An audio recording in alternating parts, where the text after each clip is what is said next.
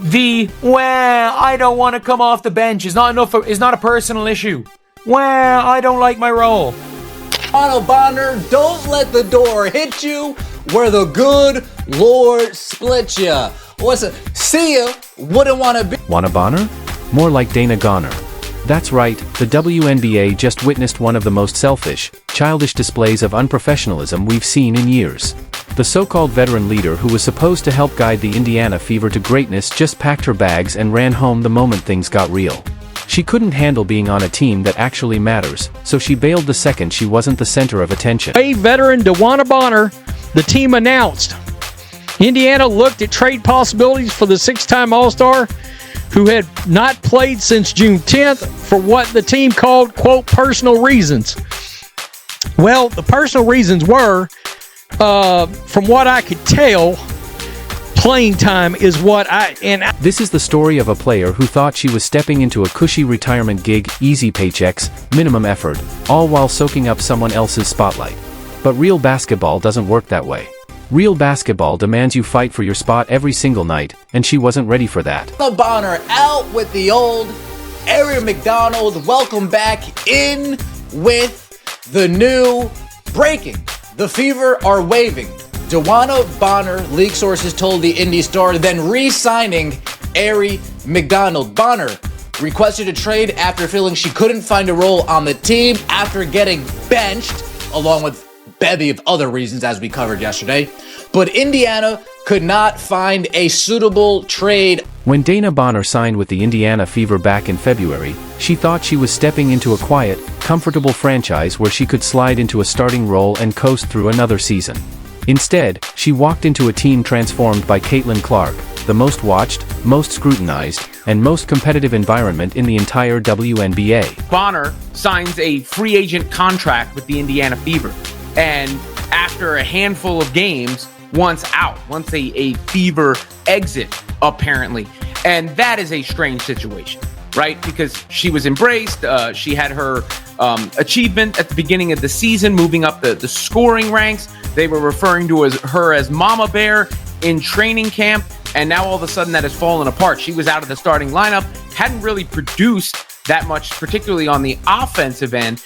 And this, looks poor on the franchise when it comes to the free agent moves in retrospect, the team that they put together in the offseason. I don't think it reflects well on DeWanna Bonner, whose absence was for quote-unquote personal reasons, but now it seems like she was just upset with the team and the situation overall, and it adds more drama to what has been a drama-filled season for Caitlin Clark. The writing was on the wall from day one, but Bonner's ego wouldn't let her see it.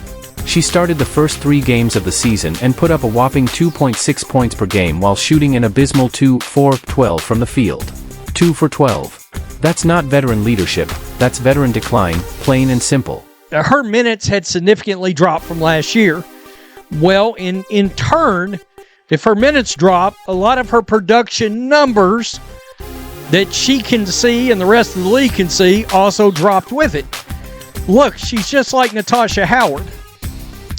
She looks old on the court. All right, not trying to be this is not ageism. She looks like an older athlete. All right, she looks slower on the court, and the team has been lacking energy. It's been a serious problem. Seriously, long overdue.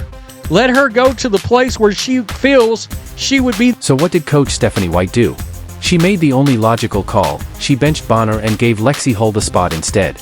Hull actually wanted to contribute to winning basketball, unlike Bonner, who clearly just wanted a free ride. Fit with the rotate. That's the truth. Little blonde girl from next door took her spot. That's what it was. Well, Lexi Hull is a good basketball player. I think she earned that spot, in my opinion, and she's shooting very well from the 3. She's an excellent 3-point shooter this season. She's a sniper this season. And she hustles. She gets rebounds. She gets steals. She puts her heart out every single. If you're enjoying this, hit subscribe. Now, how did our so-called veteran leader handle this perfectly fair coaching move? Like a spoiled child who just got their favorite toy taken away. Instead of stepping up, working harder, and earning her spot back, Bonner chose the easy way out. She demanded a trade, claiming the fit didn't work out. That's basketball code for, I can't handle not being the center of attention. But it gets worse. Bonner didn't just quietly request a move, she flat out abandoned her team. She stopped showing up, hid behind personal reasons, and left her teammates hanging for 5 straight games while she sulked about losing her starting role. Let's be real, the only personal reason here is that her ego couldn't handle the truth. Maybe she's just not good enough to start on a championship contender anymore. Don't let the door hit you where the good Lord split ya. What's it? See ya, wouldn't want to be ya, right? I'm not telling you gotta go home, but you gotta get up out of here. DeWanna Bonner out with the old. Aaron McDonald, welcome back in with the new breaking. The Fever are waving. DeWanna Bonner, league sources told the Indy Star, then re-signing Aaron McDonald. Bonner requested a trade after feeling she couldn't find a role on the team after getting benched, along with a bevy of other reasons as we covered yesterday. But Indiana could not find a suitable trade. This isn't just about basketball skills, it's about character. And Dana Bonner's character turned out to be paper thin the moment real adversity hit. She signed up to be the veteran leader for a young, hungry team. But the second that team started drawing real attention and real pressure, thanks to having a generational superstar, she folded like a cheap suit. She couldn't handle being part of a team that loves Caitlin Clark because, deep down, she wanted to be the star herself. The jealousy is so obvious it's almost embarrassing. Here's a player who spent her entire career in relative obscurity, winning rings for teams nobody really paid attention to, and suddenly she's under the brightest spotlight in women's basketball, and she couldn't stand it. So the truth is, DeWanna Bonner was butthurt. That's what it comes down to. She was butthurt, her ego was bruised, and she wanted to cry and leave. This is a shame. See, if you're truly a team player, you accept that Lexi Hull's better than you. You accept being a role player and contribute of the way you can. And why do you even care at this point? You're 37 years old. You're making a lot of money for a WNBA player. Why not just ride it out? I don't understand that. You know what it was? She missed her boo thing in Phoenix, and she just want to wiggle her way out so she can go to Phoenix. That's all it was. Instead of embracing the chance to be part of something special, Bonner resented it. She hated that 17,000 fans weren't packing the arena to see her, they were there for Caitlin Clark.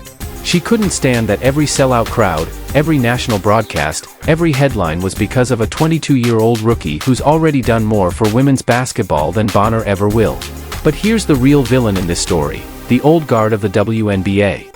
For years, too many veterans coasted on comfortable roles and empty arenas, content to play in front of a few family members and diehard fans. Then Caitlin Clark showed up, packing arenas, smashing TV ratings, dragging the whole league into the national spotlight. And instead of celebrating it, these bitter vets treated her like a threat to their safe little bubble. They didn't see an opportunity, they saw competition for relevance. And Bonner sided with them. Long story short, DB thought her role was going to be one thing. She came in playing terrible, got benched, and was upset about it. Long story short, Shorty got her record and dipped. That's low-key crazy, y'all. Shorty dipped from the team for personal reasons for 5-6 games and then said she has no intentions on coming back? Because you sucked this year? She really had to be a double agent, dog. There's no way. She a career 29% three-point shooter, but she was shooting 30-footers with us. No bullshit. Like, it's no way. She was missing layups. She was getting blown by, like... The old guard couldn't stand that someone so young, so talented, and so marketable was finally making the league matter again. They hated that all their years of paying dues didn't mean much once a rookie walked in and instantly became the most important player in the sport. So they did what bitter, insecure people do. They tried to tear down the one shining a light on how irrelevant they'd become. And Dana Bonner, who could have been a bridge between the old and new eras of the WNBA, chose to side with the haters instead. She acted like a spoiled kid who didn't make varsity, throwing a tantrum for weeks because she couldn't handle losing her starting spot. In the end, she didn't just quit on her coach, she quit on her teammates. This is a 37-year-old vet acting like a teenager who couldn't handle the competition. Anybody with any intuition could sort of see that this was getting odd. The amount of time that she had missed, with no explanation as to why, no timeline on her return, not making the road trip all of these things, the lack of information and the basic mystery would be enough to get anybody's spidey sense tingling about this situation. But on top of that, I'll tell you this much. I heard that it was more basketball related than anything else over the week. Now let's look at where our disgraced former Fever player wants to run next, because her preferred destinations say everything about her mindset. She's reportedly pushing for a return to the Phoenix Mercury, the team where she spent a decade coasting in comfortable obscurity, safe from the pressure that comes with actually being relevant. Or she might land with the Atlanta Dream, home to Brittany Griner, who famously can't stand Caitlin Clark. Everyone remembers that viral clip of Griner allegedly using a slur after fouling Clark out. These are the players Bonner wants around her, veterans who've made it clear they resent everything Clark represents. Instead of staying with a team building something exciting and transformative, she's choosing to align herself with the most toxic corners of the WNBA. Much speculation around her absence, but the whole thing was just kind of bizarre, and a lot of Fever fans were speculating that we're not going to see her back. And just today, it was announced that she has no intentions on returning to the Indiana Fever, and her preferred destinations are either Atlanta or the Phoenix Mercury. It's also been reported that the main reason that she wanted to leave is because things felt off from the beginning, and she thought that she would be a starter. But if you guys remember, DB was starting in the beginning of the season, and she honestly just wasn't playing her best, so Lexi Hall moved into that starting position. The WNBA has spent decades fighting for relevance, battling for TV time, begging for fans to care. Then along comes a player who single-handedly fixes all of that. And instead of embracing it, some veterans choose to tear her down. It's professional jealousy at its saddest, and Bonner walked straight into that trap. What makes it even more disappointing? Bonner had every chance to be part of something historic. She could have been the veteran voice helping guide a generational star to a title. Instead, she quit when it got uncomfortable. The Fever's decision to quickly replace Bonner with McDonald sends a loud message to the rest of the league. If you can't handle the pressure of being part of something great, there are plenty of hungry players who can. If you won't fight for your spot, someone else will. And if you put your ego before the team, there's the door.